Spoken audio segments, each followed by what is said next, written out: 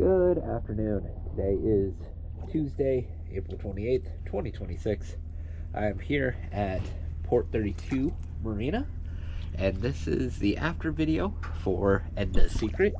Before I show you the whole cleaning, your zincs, you have two 1 3/4 inch shaft zincs, two R2 trim tab zincs, one of which needs to be replaced, and two R3 rudder zincs. You also have a diver plate 612 on the back of the transom. So let's go ahead and check out the hull cleaning. I do want to let you know that both of your trim tabs do seem a little bit wobbly, so I'm going to go ahead and get that in this video as well.